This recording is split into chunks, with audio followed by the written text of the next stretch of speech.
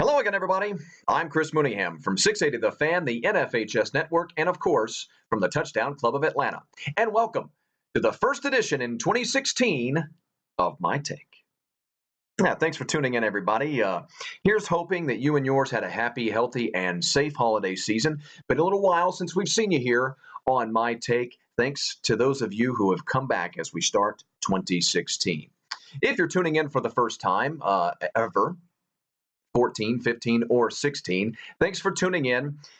I spend most of my time covering college, well, all sports at all levels, of course, through my work at 680 The Fan, but especially through the NFHS Network and the Touchdown Club of Atlanta. I spend a great deal of time covering college and high school athletics. You'll hear a little bit about recruiting here. Of course, we'll talk about the top prospects across the state of Georgia and the country and how our local college football teams will be impacted as we make our way closer to National Signing Day.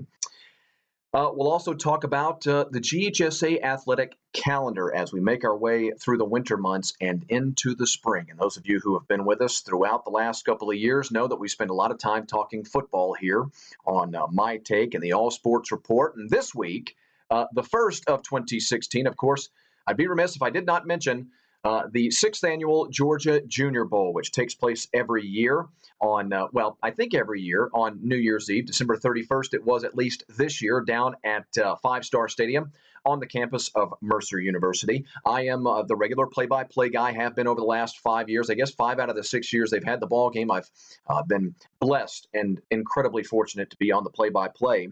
A ball game which you can take in, by the way, on ESPN3. That's Watch ESPN with the app.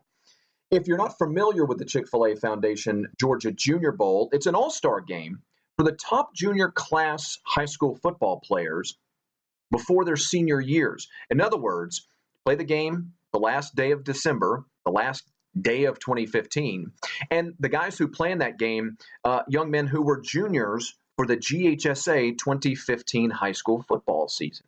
So they'll all be seniors in 2016. And what it does is it really gives these kids, as far as on the gridiron, first of all, an extra practice, gives them a chance to play against the best in competition that they'll face around the state of Georgia, which then by default becomes the best talent across the country because, again, the state of Georgia is without question top 4 for high school talent being produced into college and the professional ranks.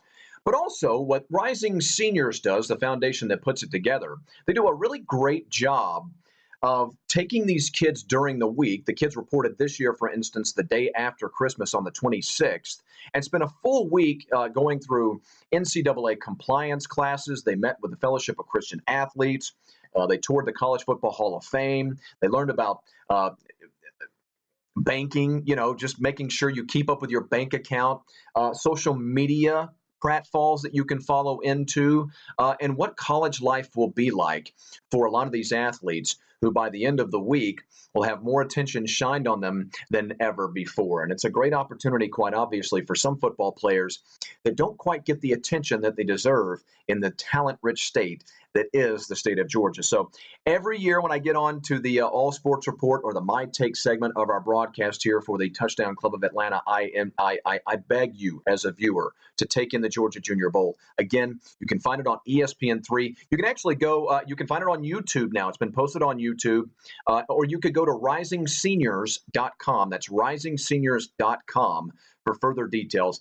They have a link literally on the website, risingseniors.com, that will lead you to the 2015 Chick-fil-A Foundation Georgia Junior Bowl. You will see young men in that ball game that you will be talking about for a decade to come. And I really mean that. That is not broadcaster exaggeration, broadcaster hyperbole. You will literally be talking about some of these kids playing major college football in the next few years and then on into the National Football League. Had a couple of really great quarterbacks, 3 maybe.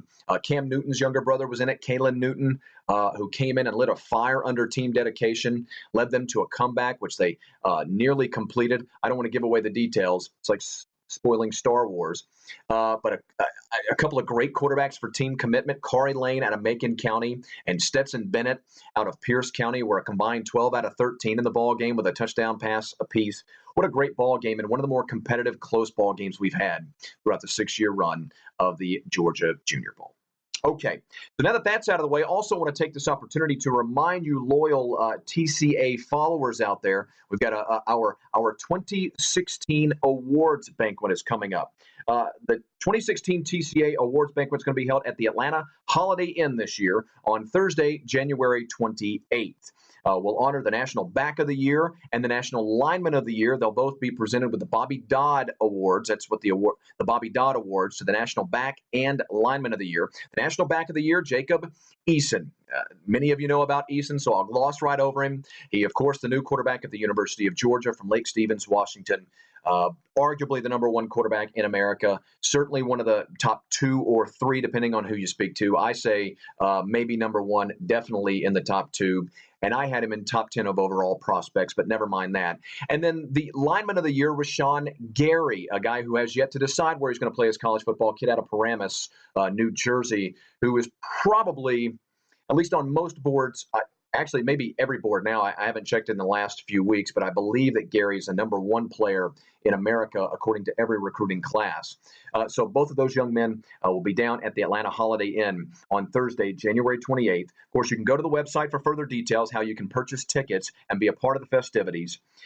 Coach Mac McWhorter, a very well-known position coach, guy who spent some time at Georgia Tech. He'll be the keynote speaker. What else? Various awards will be given out during the show, including the 2015 TCA Atlanta All-Metro team, which is a big-time honor for some of these young men. The Georgia High School Coach of the Year will be given away as well. There'll be a special presentation to coaches that eclipsed the 200 win mark over the last year. Tickets include admission to hear. This is the big one now.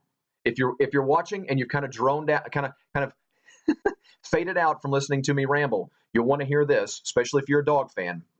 Your tickets to admission will include the opportunity to hear Kirby Smart speak at the Nike Coaches Clinic at 4:30 in the afternoon before the festivities begin.